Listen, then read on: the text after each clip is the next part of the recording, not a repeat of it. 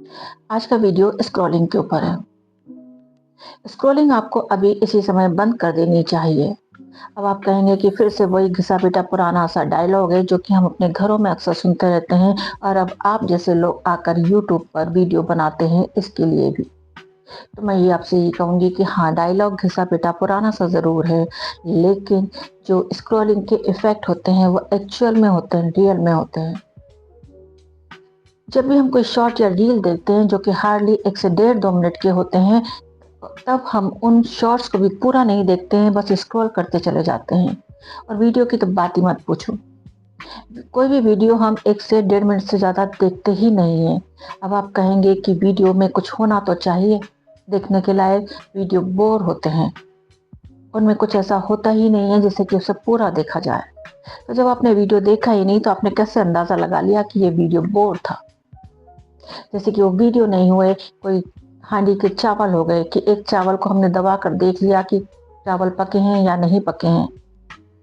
उसी तरह से आपने थोड़ा-सा वीडियो देखा और अंदाज़ा लगा लिया कि वीडियो अच्छा था या नहीं था।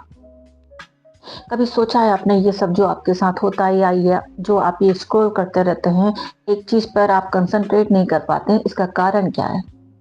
इसका कारण स्क्रॉलिंग ही है। जब भी हम कोई शॉर्ट रील देखते हैं तो उसे स्क्रॉल करते चले जाते हैं और जब हम स्क्रॉल करते हैं तो हमारा ब्रेन हमें डोपामिन देता है।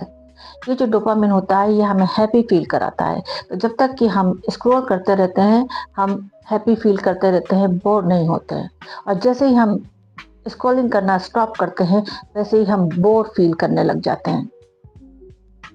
ये ठीक वैसे ही है जैसे किसी ड्रग एडिक्ट को अगर ड्रग्स मिलती रहती है तब तक वो अच्छा फील करता है और अगर हम उसे ड्रग देना बंद कर दें तो वो बिना पानी की मछली की तरह तड़पने लगता है। डोपामिन भी हमारे साथ यही खेल खेलता है। जब तक हम स्क्रॉल करते हैं तो डोपामिन हमको मिलता रहता है, हम खुश रहते हैं और जैसे ही डोपामिन स्टॉप होता है वैसे ही हम बोर होने लगते हैं तो हम और ज़्यादा स्क्रॉल करने लग जाते हैं। अब जब हम 2-3 घंटे तक लगातार स्क्रॉल करते रहते हैं तो हमारा ब्रेन थक जाता है और जब ब्रेन थक जाता है तो हम दिन के 12, 1, 2 बजे तक सोते ही रहते हैं।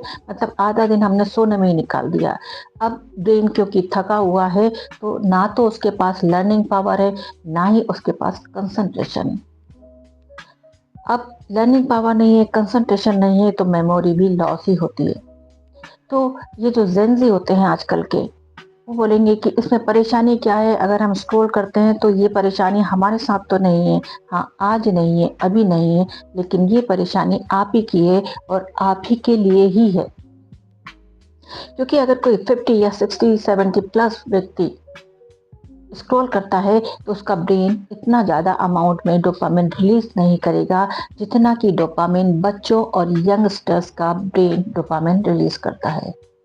इसका भी एक कारण है कि ब्रेन का डिग्रेडेशन होता रहता है एज के साथ। तो जैसे-जैसे एज बढ़ती चली जाती है, ब्रेन कम अमाउंट में डोपामिन रिलीज़ करने लग जाता है और वहीं जो यंगस्टर्स होते हैं, बच्चे होते हैं, उनका ब्रेन एकदम फ्रेश होता है और हर कुछ सीखने के लिए उत्सुक रहता है। तो वो ब्रेन, ऐसा ब्रेन डोपामिन ज़्यादा अमाउंट में रिलीज़ करता रहता है। अब अगर आप रील को स्क्रॉल करते-करते आपकी आदत हो गई है, आप यूज़्ड टू हो गए हैं और आप इससे पीछा नहीं छुड़ा पा रहे हैं, तो मैं आपको कुछ टिप्स दे रही हूँ। उन टिप्स को अगर आप फ़ॉलो करेंगे तो इसमें आपको बहुत इम्प्रूवमेंट होगा कि आप अपने आप को स्क्रॉल करने से बचा पाएँ। सबसे पहले तो आप अपने फ़ोन से जो इंस्टाग्राम, फ़ेसबुक है, इनको डिलीट कर दीजिए। दूसरा, आप माइंडफुल होकर किसी भी शॉर्ट या रील को देखिए। माइंडफुल इन द सेंस कि आप एक रील देख रहे हैं तो उसे पूरा ही देखें और वही पर्टिकुलर रील देखें जो कि आप देखना चाहते हैं। अब अगर आप ऐसा नहीं कर सकते हैं तो आप अपने फ़ोन में टाइमर लगा लीजिए कि आप 5 मिनट से ज़्यादा स्क्रॉल नहीं करेंगे। तो जैसे ही आपका टाइमर ख़त्म होता है वैसे ही आप भी स्क्रॉल करना बंद कर दीजिए। स्टार्टिंग में परेशानी होगी लेकिन धीरे-धीरे करने से आपको ये प्रैक्टिस में आ जाएगा और फिर आपके लिए ये ईज़ी हो जाएगा। इसके बाद आपको तीसरा काम ये करना है कि जो भी लॉन्ग कंटेंट होते हैं यूट्यूब पर, जैसे कि लॉन्ग वीडियोस हो गए, आपके पॉडकास्ट हो गए, एक्सेट्रा एक्सेट्रा या कोई नॉलेजेबल वीडियोस हो गए, उनको पूरा देखिए। आपका मन नहीं लगे तभी भी पूरा देखिए, इससे आपकी कंसंट्रेशन पावर बढ़ जाएगी। और जब भी हम किसी काम में कंसंट्रेशन करने लग जाते हैं, तब हमारी लर्निंग पावर बढ़ जाती है, क्योंकि हमारी मेमोरी इंक्रीज हो जाती है। इसके बाद लास्ट में आपको ये करना है कि दिन में 24 घंटे होते हैं, तो एटलीस्ट दिन के 24 मिनट तो आप मेडिटेशन करें। स्टार्टिंग में मेडिटेशन करने में हमारे पास तरह-तरह के विचार आते हैं, ऐसे-ऐसे विचार आते हैं जो कि हमने सोचे भी नहीं होते हैं, या हम उसको सोच भी नहीं रहे होते हैं, तो उन विचारों को आने दें। धीरे-धीरे वो आना कम हो जाएँगे और बंद हो जाएँगे। और जब आप मेडिटेशन करते हैं, तो इससे आपका कंसंट्रेशन बढ़ेगा। कंसंट्रेशन ही हर सक्सेस की जड़ है। जिस भी व्यक्ति का कंसंट्रेशन पावर अच्छा होता है, उसकी लर्निंग पावर अच्छी होती है, उसकी मेमोरी पावर अच्छी होती है। और जिस किसी व्यक्ति के पास ये सब कुछ होगा, तो वो व्यक्ति सक्सेसफुल ही होगा।